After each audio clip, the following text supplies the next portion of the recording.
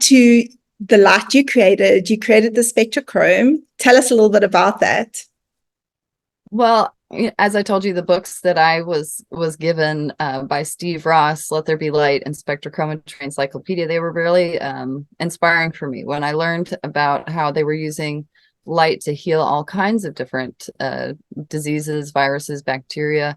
Back in the 1920s and 30s, it was mind-blowing, and so I wanted to continue to learn more about that. And what I found is that the work that they, like, if somebody first came into their clinic, the first thing that they would do is they would spend 1 hour shining green light over the entire body.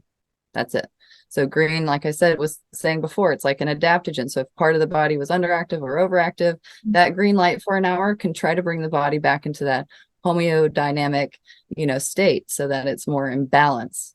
And then if they have to come back again, then they might target and work on the liver and use red, orange, yellow light to stimulate it if that's what's going on, or if their liver is overactive and it needs to calm down, then they might use blue, indigo, violet. So then they would just target specific parts of the body and use specific color tonations using colored light in that way. And that was, pretty mind-blowing for me. There was also, in the book, he talked about how red light had certain contraindications. So if a person's central nervous system is already overactive, so if they're kind of anxious and jittery, the last thing that you would want to do would be to put a red light, which is very stimulating, on all of these sensory brain, all of these nerve endings, because then it's just going to be even more stimulated. So, I've been seeing a lot of these, beauty light things where they're putting red light on their face, and I'm like, oh my God. Oh, I'm like, is it making them even more stressed out? Because one of my friends, one of her clients was using this red light thing, and they're like, I'm seeing red. I've got so much anger throughout the day, and I don't know what to do with it.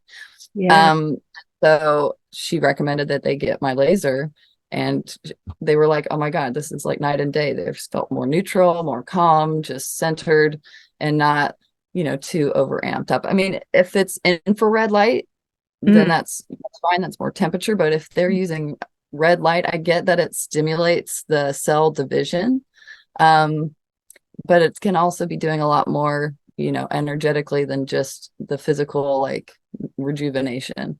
So what I have suggested some people do is, after using one of those, to use the green to help bring it, like, okay, you've stimulated it, now let's bring it back to balance, and let's just But let's also differentiate between using the sun, so watching sunrise and sunset, where we downloading and decoding information for our brains. That's good for us, because that's going to help our circadian, like, this is totally different because this is artificial light at a time in the day where it's probably not right according to our circadian clock.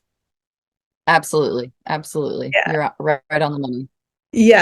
Okay, so tell us more. So the green light can heal tissue.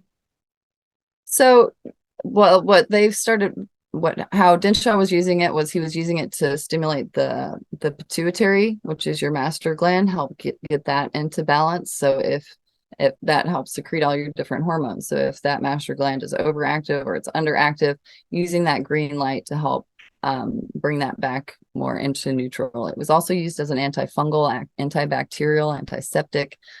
So I had a friend of mine who was like, my dentist just called me in for green light therapy on my teeth. And so, I think more and more doctors are picking up to, the use of green light and that type of thing.